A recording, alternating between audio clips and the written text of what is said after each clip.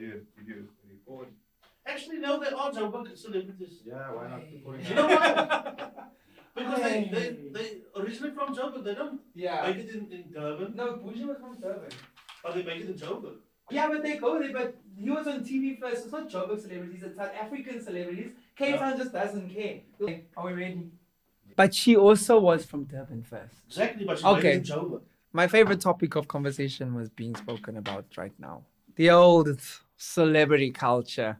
Yes, we'll get there. Made an entire career out of it.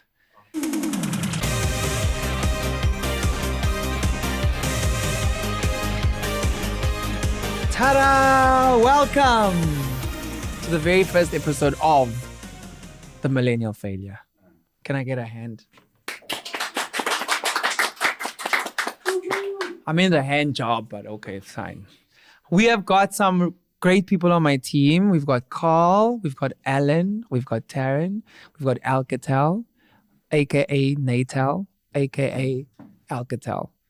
And this podcast is hopefully going to change the way we see the world and the way in which the world sees us. Flaws and all, like Beyonce said. We're here to find about you. Yeah, but we're here to find out about me and my journey, because this episode of this podcast is saying, hello, my name is Jarred Doyle. And ever since I was very, very young, I've always wanted to be a entrepreneur. I was going to say something else. What?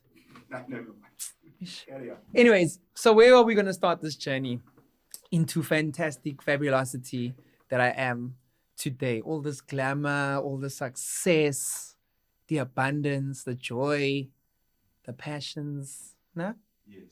Where do we start?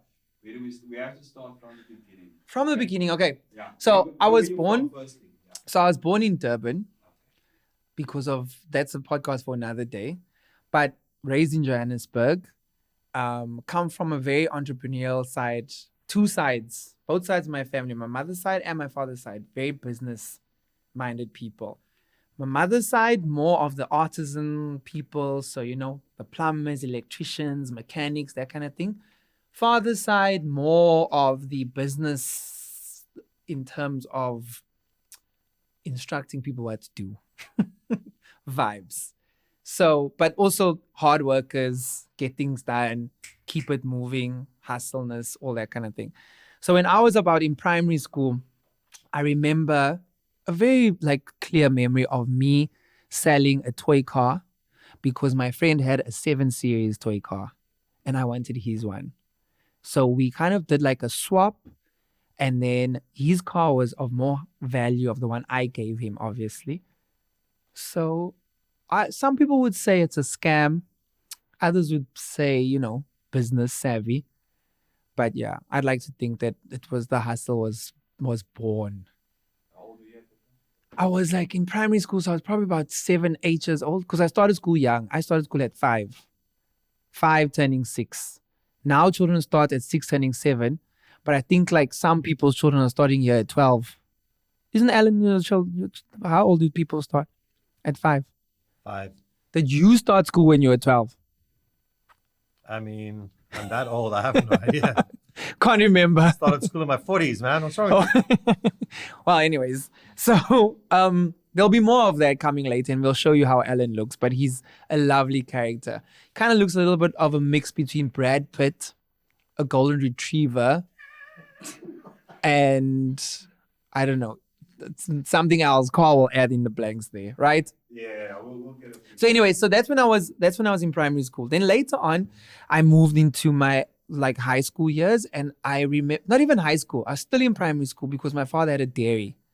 And then I used to sell dairy milk in my neighborhood, and I grew up in Aldos. So obviously, the probability of me and my products getting kind of robbed was a little bit high. But I stayed in the road, and I went around, and I gave the milk, and I took my money. And then it was unfair because I had to still pay my father for the milk. And so I had to pay for my product and then sell the product. I realized that, you know, business is hard.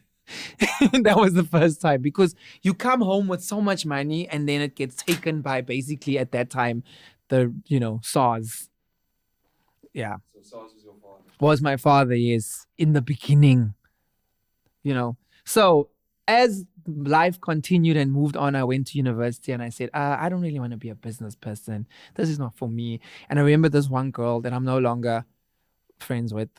She said to me, there's no way I'd be able to survive in the corporate world because I have a problem with authority. And I was like really offended by that because now, how? Why are you busy, making me out like I'm this person that is ungovernable? And then, years later, it turned out that that was the case because I got fired from another job. Okay, I'm just adding that I got fired. Yeah. But not there. But anyways, so where was I? The dairy. Yeah. So I was at university. Then when I kind of had my prodigal son years of living away from home and all that kind of thing, I was living in Pietermaritzburg and working at a newspaper, which has since closed down. I started a company called Red Jar Marketing, which was helping people with, I don't really even know what it was because I don't think there was much social media to help with. I think I was helping her like make a website and things like that. But I had one client and she was a lawyer and she was cool because I would help her with certain things and, get on Twitter and start tweeting about legal stuff. And I think I did a lot of illegal tweeting, but it was okay. And Red Jar, because my name is Jarred. Clever. Icon. Icon. And obviously the logo was a red jar. I want to know more about like what was it like growing up? A business world. No, not the like you just. Growing up. Yeah, In where? In Joburg. Okay, so growing up, so obviously there I was now ready. I left. So this is just the quick summary of my career projection, and then we'll go into influencer stuff there. But growing up in Johannesburg was lovely because it was weird because I was one of the 1993 kids. So I know I look like I'm in my 20s, but I spend a lot of money to look like I'm in my 20s, but I'm 37. So in 1993, I started school and I went to the white schools, Robert Cham Primary. So I had to do the trek from Eldorado Park to the white schools. And then what was weird is that in when you go back home to Aldos, you get teased because you've got a certain accent or, a Durban accent or Joburg accent or whatever. Then you go to Robert Cham Primary and now you have to kind of assimilate again. Plus then you're gay also there somewhere underneath. But I was always funny. So I always had friends and nice people. And, I had a friend called Daniela. And I used to, this is going to sound bad, but it's not as bad as it was because I was small when I was small. And I used to ride around like a horse on the playground, so it was fun. But it was, again, my domineering personality that I made a human being act like a horse for me so I could play it. Let's not say that again. So let's just leave that there where it is. I was a child. We were all children, but that happened. Anyway, then when school holidays came, I would be shipped off to my grandmother in Durban. And, back in those days, for the Gen Zs that are listening, you would actually have to take a boat from Johannesburg to Durban to get there. I'm joking, but because Carl looks confused. Yeah. I'm trying to make this thing chilled. But anyways, so, I would go to Durban and then my accent was to Johannesburg for the Durban nights. So if you live in South Africa, there's this dynamic between colored people where you've got Joburg colored speak in a certain way, Cape Town colored sing in a certain way because they sing when they speak, and then Durban people speak in a different way. They speak like this, yeah. Our Durbanites, they talk like this, yeah. And everything is different. So now you never ever feel like you belong anywhere because you are kind of, everywhere you go, you're outcast. So what must you do? You must create certain personalities and make sure that you are funny and make sure that you have a way to relate to different people. Because I could not play sports. I was not looking at, girls the way boys my age were looking at them. And I also liked very different music. I liked like punk music and stuff. But now I was forced to like Who was the people there of those years? Trompies. Not even trompies, but I liked trompies though. But I mean, like, you were forced to like the things that you were supposed to like. You know what I'm saying? But anyways, moving forward now, varsity was the first time I felt like, damn, I like it here. I could be myself here. So I went to the University of Johannesburg. And if anyone knows the University of Johannesburg in 2005, it had just changed from, what was the previous name of UJ? Rau, Rand Afrikaanse Witwatersrand Apartheid University. It is. I'm looking at you, Ellen, your people. He's from Namibia. Oh, yeah, I forgot. He doesn't know anything. I forgot. Okay, Namibian. Sorry for the stereotype generalization. Anyways, so I went to Rao and there was red sand. And I used to wear Jack Purcells and torn Levi's and white t-shirts with this like little chain. I was so stylish. It's just like jumping up my conquest with the leather seats and no aircon. Do you know how hot that car was? I know. Exactly. So anyways, we'd go across the street, but by the end of the day, obviously the red sand would blow on the entire cars, and then we'd end up as red as the sand was as well. But anywho, varsity was the first place that kind of made me feel like I could be myself. And I think within a week, I had a friend group. And in the next week after that, I was busy imitating a newsreader, as per usual, as one does. And one of my friends said, "Are you gay?" And her name was Pam. And my cousin knows Pam. And then there was also another friend, Deshne and Lindsay. And all those friends they all just looked at me and I was like, well, yeah, I think. But no. First you buy. First at that time you come out that you're bisexual. I'm like, yeah, no, I like girls and all. Like, yeah, it's fine. Meanwhile, no, your ass is gay. Anyways, moving on to my business side of things. I continued doing varsity. But at varsity, we were looking for different things that I could do. So I was selling funeral insurance and I was selling just hustling, man. Just doing things besides studying. Everything other than studying. And then if we fast forward just a couple of years, I kind of, we had our drums and beefs at home and things were happening in the family. Dynamics were really changing and things were not looking really nice for us as a family. The Doyle family as a whole. And I moved to Pietermaritzburg. And that's where I got a job. And that's why I started this red jar company. And then when I moved back to Johannesburg, which was like a year and a bit later, I worked at a magazine and then I worked at a digital agency. And now the digital agency is where I was like, hey, what's happening here? Because I worked first for a tech magazine. Then I worked for the digital agency. And I started tweeting. And that time, Twitter was nice. Twitter was fun. You could say whatever you wanted to.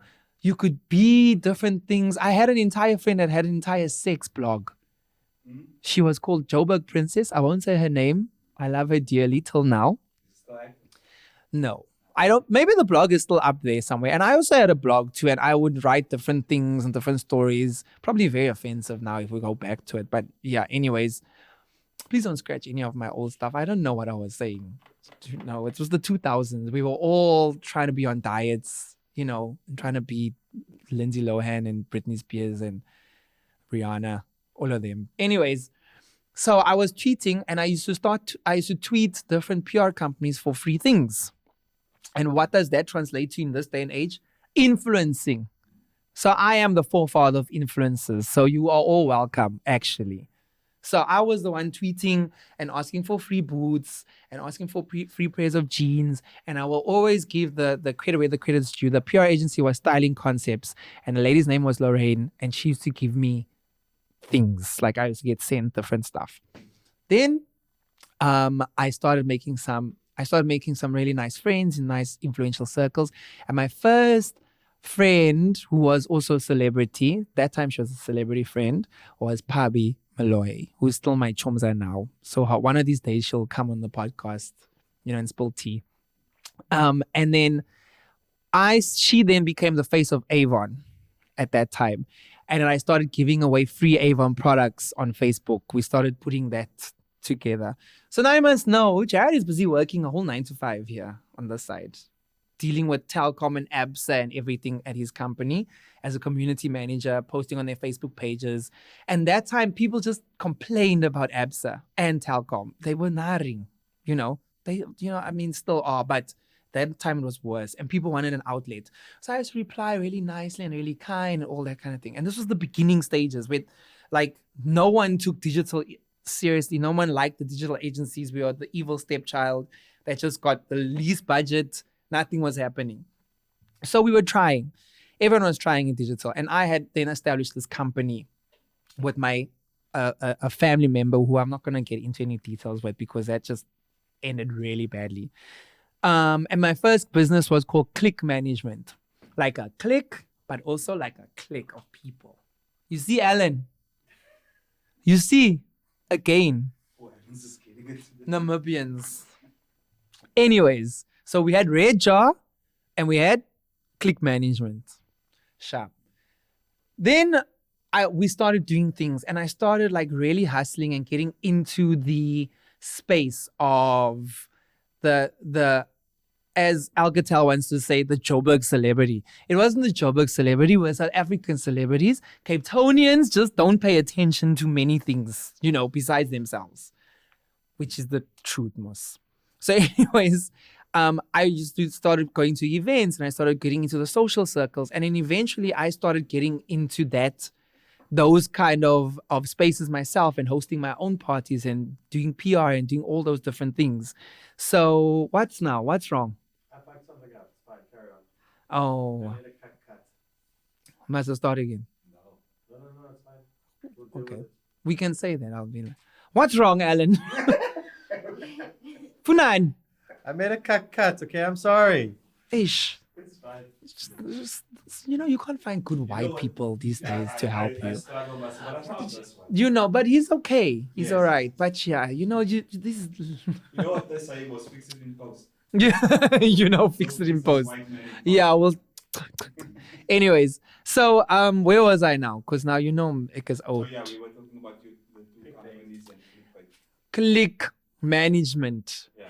So I had a couple of clients and stuff. I don't know where Click Management came up here. Maybe there by Bona. No, I wasn't Click Management. I was really JDC. All these pictures is JDC. Where's the old things? No, leave it.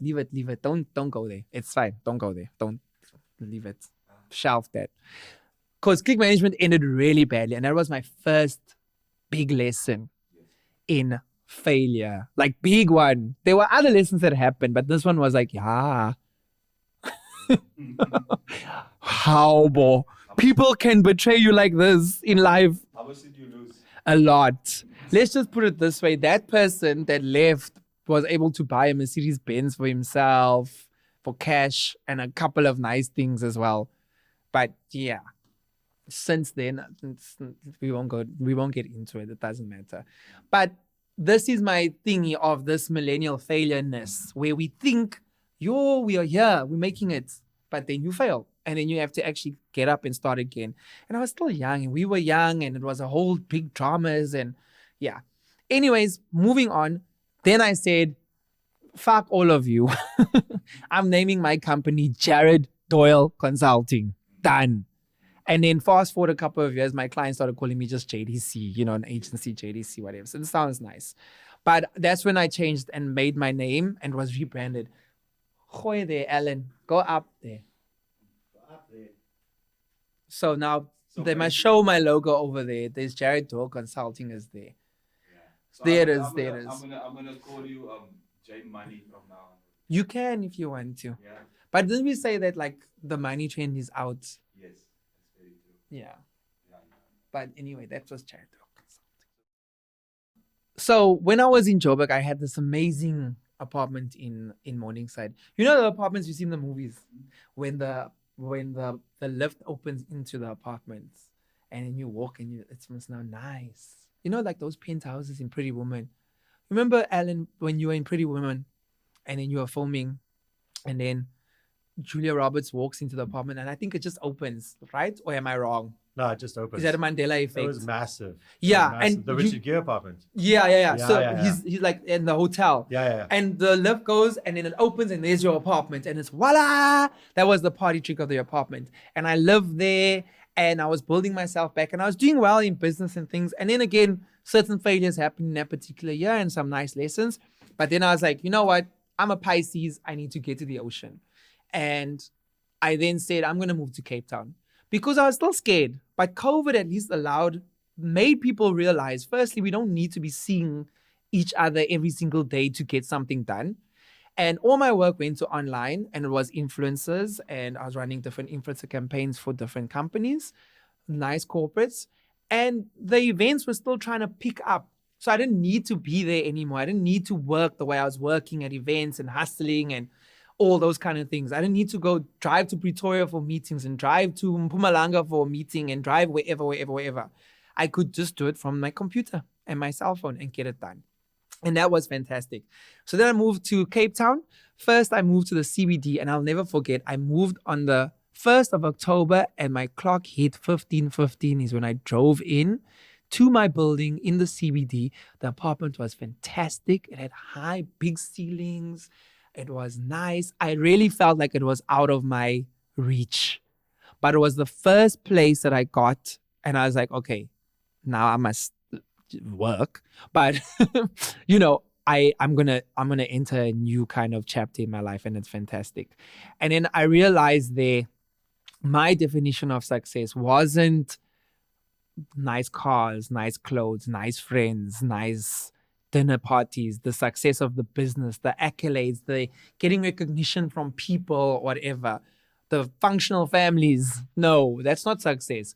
My success for me personally was walking to Clifton on a Tuesday afternoon at 2:00, finding a rock and sitting there listening to Mariah Carey Audible book. And I'm like, icon. Because that for me was freedom, and I finally had gotten there, and that was my version of success. And then just another one. So obviously you worked and lived in 3 different cities of South Yeah. Africa. The comparison between the 3 on a business level. So, listen, KZN is very difficult. I never really did business in KZN. If you compare the 3 cities where I lived in on a business level, Johannesburg, Pietermaritzburg, really, and then Cape Town. The thing is that in Johannesburg, you can make business happen very quickly and you can make money very quickly. And you can then establish long-term relationships, but there's always someone to take it from you. There's always someone happing at your heels, and there's someone that can do it cheaper and faster, not as great, maybe even sometimes better than you, but your relationships is what matter. And I think as South Africans, we value relationships, which is a good thing. But that's what happens in Joburg. Somebody's gonna come there and they're gonna say, "Hey, I can do it," and it's your people, the ones in the circle that will tell your client that I can do it better and less and whatever. And then they fuck up because they're stupid. But yeah, and I'm not gonna say no one's names, but I'll tell you if you want me to tell you. Anyways. In Pietermaritzburg, it's again the people that you know, because I was actually in sales, so it was technically business. But let's put it this way. I got there on a bus and I left there with a nice C-Class with a boot full of meat. What must happen? What else must I say? I left with a C-Class Mercedes-Benz and I had a boot full of meat because one of my clients was a butcher and she gave me a whole cow. Fab. And then it's again about establishing relationships, but it's difficult in KZN because you need to get to know, and I must know this person. KZN and Cape Town, similar energy. Maybe it's coastal. I think it's the sea air, because in Cape Town, again, it takes a while to kind of get things going and building people's trust, and they kind of don't believe you and things. But everyone likes nice things. So when you have nice things and you look a certain way, they're like, okay, cool. And if it suits your business style, then get the thing that you need to get. Yeah. Drive a G-Wagon if it's going to make you make money. But don't drive a G-Wagon if you're in construction. What you doing now? Get a Ford Ranger. Because now, I think what happened is that the ego needed to start protecting that person that was like really hurt still, and then realize that this was someone that was really like going through the most, but didn't have the luxury of going through the most. So I had a big ego. I was the person that you would phone if you need an article, if I had to be on the news, if I had to talk about this, that, whatever the case is. Phone Jarred, he'll organize. Jarred can organize free phones, free cars, free everything. I had everything free. I had a free, I had nice things, but What changed the attitude? I'll get there, man. Call. Well, no, I don't. No, wait, now I'm telling you still. So anyway, this was that era of like, we went everywhere. We knew everybody. I was living my best life. Jarred Doyle Consulting was doing okay, but not majorly successful. Then I signed on Minnie Glamini, who again is still a friend of mine, and we're still really good. And Minnie gave me the visibility that I needed. And I gave her I'd like to think I gave her the credibility amongst brands, because then she was still fighting with not this ex, the other ex. This is how many years ago. Kunemos. And they had beef and they had drama, and every week the Sunday World was coming for, the gossip columns. And I changed that narrative really, we just changed it. But that's where I got okay, cool. This one is now a player in this industry, and he's someone we must pay attention to, because I just started getting clients and I started getting inquiries, and everybody wanted to be on my register and all that kind of thing. So obviously now what's going to happen now, Carl? You're going to feel yourself. You're 20-something, living this nice life, driving a whole bunch of sponsored cars, going to free alcohol, free everything, and we're living our best lives. And business was also doing okay, and it was doing well. And then I wanted to do hashtags, which was my TV show. So that was the one that was there with Sophie, Manswe, and then my bestie Francois, and myself as my bestie. There it is, this hashtags TV show. And with hashtags, we got a sponsor for the show. It was then on ETV. I had blonde hair. And I really thought that this was now my next big thing. And the dream was actually before hashtags happened, Simba happened. Stuff with when Simba passed away. But that's an episode. Click here to see the next one. Anyways, and that really kind of changed my mindset a little bit about what I need to do. But again, it was the wrong way. I was looking at it in the wrong way, because I said that I need to start doing things for myself instead of doing things for people that are just basically that use people, that use you to step on you, that do whatever they want to. And then I realized that there was no line where it came to all of this stuff, Funani, Alan.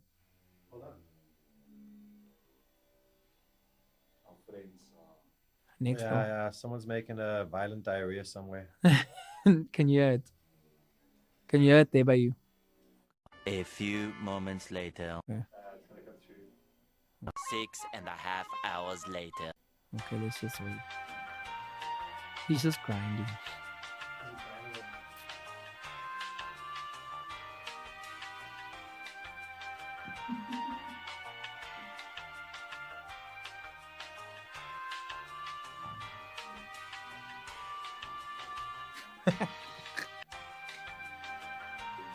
Okay.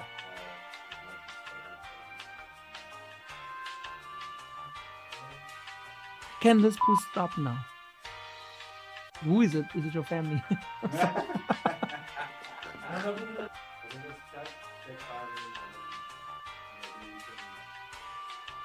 One eternity later. Okay, so I was talking about, so then obviously got the visibility, and I gave Minnie I'd like to think that I gave Minnie the credibility when it came to the brands and stuff, because at that time she was being vilified by Sunday World and the Sunday newspapers and things, and every week was a different story and a different situation going on and stuff like that. So she lost a lot of work from that, but then we slowly built things back again. And then I think this was around the same time that Simba had passed away, Simba from Top Billing, who was a friend of mine. And we'll get into that in another podcast, I think, because that deserves its own little section. And I started realizing that a lot of these people are not my friends. Some were, like when I signed on Bali, Mlochwa, and Pabi, and all those different people. They were close, and I had just given too much of myself to the industry, and it wasn't giving the same things back. Because I remember someone, we worked very closely, we worked very hard together, and I didn't even get a thank you. When someone gets a really big brand deal, it kind of makes you feel a certain way when no one says, shout out to my team, who was just me, busy hustling and pushing different things. So that was when I decided that I need to start pushing my own kind of brand and narrative and ideas and dreams and visions and things, and making those things come to life. And that's when hashtags came. So hashtags was a concept that I had worked out with one of my friends whose fronts were low, not the rugby player, which he sometimes confused as being, yes, that man with the big hair is confused of being a rugby player sometimes. But he is still one of my closest people now. So we basically conceptualized a TV show called Hashtags, and Hashtags was a talk show where we spoke about different topics and we had fresh perspectives on issues that were plaguing the millennials of our generation. And we had a fantastic sponsor from the UK even, Carl, a whole UK sponsor. What do you call that? Pounds? Yes, we had some pounds. And this was one of my next big failures. Because that blew up in my pretty little blonde face. Because look there, I was blonde in that picture over there. So, yeah, I did hashtags. Hashtags turned out to be really great. It was really a fantastic production. There's still a couple of clips of it on YouTube. But I kind of, they'll deny it. So I kind of got like jaboed and, made a pop of by my production company. And we had a falling out, but I also fell very sick at this time. And then again, I'll go back to the point of I was somebody that was kept moving, even though I didn't take a second to just pause and stop and think about what had happened to me from the age of 21 all the way till 32 now, that was kind of catching up. Because at that time, I was driving a nice AMG Merc. I had blonde hair. I had nice skin that was full of Botox. I had celebrity friends. I was at every party and on every list and on a TV show. So in our heads, that is now what success is, isn't that so? So because you got everything you wanted. Yeah, there. Everything is there. But there was still a part of me that was just feeling like, what is wrong? There's something wrong. Nothing's right. And I stopped eating. I started getting sick. I started feeling sick. We did all the tests. We did all the things. And I just started losing weight. And then I lost everything. Car on a truck. And then the worst part of that whole, some of the process were the stories that people were making up about me. And the most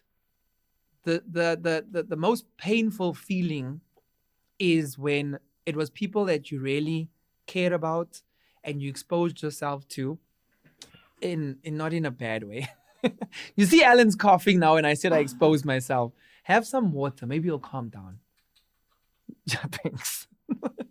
But thanks for making that moment different. But anyways, the worst thing is like when people tell stories, because apparently my car was repossessed at a church in front of everyone, according to one person. Other people had other stories and this and that. And yeah, it's when the people that you thought were going to be there helping you were never there. And there were very few people that came to visit me at our hospital when I was lying there on a drip to try and just get myself back to where I needed to be. There were lots of things that I was doing at that time that I shouldn't have been doing before that as well, which we don't need to get into. You can get into in another podcast if you want to know. I'll tell you, but like whatever. It's just part of the story. But I spent kind of like 9 months almost just trying to get myself back. And that's why, like, again, Enhle Mbali, because she was going through her own dramas. And then Francois was going through his own things as well. But they still managed to be there and support me when I needed it and how I needed it. And I'm very grateful for that. And then after I started getting better and I started getting work again, and I could work again and things started being consistent, um, I then made a decision to say, okay, I'm going to get myself a really nice apartment in Joburg. I'm going to build myself up again, and I'm going to just see if I still want to be here. And if the city hasn't, I don't want to say damaged me, but if the city hasn't like beaten me down so much and the industry hasn't like been that intense that I needed to stay, or I'll go. And then fast forward, I moved to Cape Town. But if you take a few lessons back, my mother had moved in when I was sick. And one of the main things that I made sure I did every single day was to wash, to bath, to just take a shower and wash my face and do things and get out of bed, even if I just walked to my lounge. And I didn't have a massive apartment, but it was a struggle to walk from the bedroom to the lounge. And I just thought that was really something good. And I remember one day very clearly, I got up and my mother said, no, just get back into bed, because she could see I was just like physically exhausted. And I said, no, I have to just walk to the kitchen. I have to put the kettle on and then I'll go back. And I did that. And I did that slowly and slowly and slowly. So my advice for anyone in the world that is going through a major struggle is take it one step at a time, but get up, get the fuck up, get out of the bed, wash your face, get back into bed. Then the next day, get out of the bed, wash your face, brush your teeth, put on some lipstick, get back into bed. Even if you're a man, put the lipstick. It's okay. You know. Then next day, go make coffee. Then next day, take a little walk. Then the next day, just keep going. And eventually, you'll be able to start lifting weights at the gym, and you'll get your life back and you'll get yourself back and you'll feel like you've gotten somewhere. So that's just the thing if you're going through those kind of things.